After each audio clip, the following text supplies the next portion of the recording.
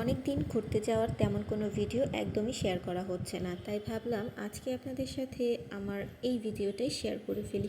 যারা কিনা রংপুর শহরের আশেপাশে তারা হয়তো বা দেখেই বুঝতে পেরেছে আজকে আমি আপনাদের সাথে যে জায়গার ভিডিওটি শেয়ার করব সেটি হচ্ছে উত্তরবঙ্গের বিখ্যাত প্রাচীন শহর রংপুরে অবস্থিত জমিদার বাড়ি তাজহাট। তবে এই জমিদার বাড়ি কিন্তু একটা সময় জমিদার বাড়ি থাকলেও এখন এটা জাদুঘর হিসাবেই ব্যবহৃত হচ্ছে। আর এই জাদুঘরের সৌন্দর্য দর্শনার্থীদের বিনোদন চিত্র এবং আদর্শ জায়গা হিসাবে পরিচিত লাভ করে। যারা উত্তরবঙ্গের আশেপাশে রয়েছে কিংবা রংপুর শহরের আশেপাশে যাদের বাড়ি তারা হয়তো বা এর সৌন্দর্য সম্পর্কে বলার মতো কিছুই নেই। তবে আমি যেহেতু প্রথমবার গিয়েছি আমার কাছে তো জায়গাটা অনেক বেশি ভালো লাগছিল। রংপুর পর্যটকদের কাছেও এটি একটি আকর্ষণীয় স্থান।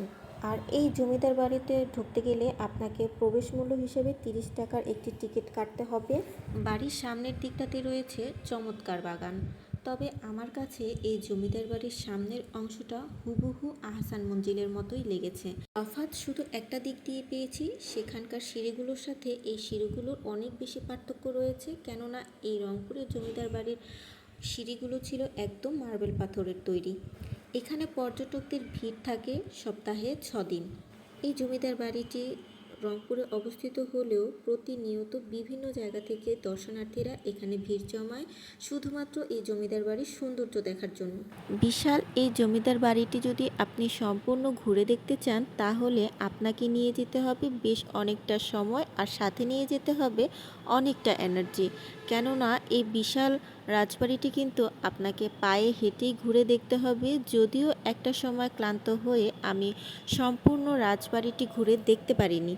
তো যাই হোক, চলুন এবার রাজবাড়ির ভেতরে কি আছে সেটাই আপনাদের সাথে শেয়ার করছি। তো জাদুঘরগুলোতে কিন্তু ভিডিও করা কিংবা ছবি তোলা তারা একদমই অ্যালাউ করে না, তারপর আমি যতটুকু পেরেছিলাম আমি ভিডিও করেছিলাম। আসলে এই জাদুঘরে কিন্তু আহামরি তেমন কিছুই ছিল না, যেহেতু এটা একটা রাজপ্রাসাদ ছিল তাই এখানকারই বছর বছরের পুরনো বিভিন্ন রকমের মূর্তি এবং বিভিন্ন রকমের কাগজের দলিল এখানে ছিল। আহামরি দেখার মতো তেমন কিছুই ছিল না, যার কারণে একটা পর্যায়ে আমি আর তেমন কোনো ভিডিও করিনি এবং সেখান থেকে চলে আসি। এখানে যে মূর্তিগুলো ছিল তারা এগুলো সংরক্ষণ করছেন বছরের পর বছর।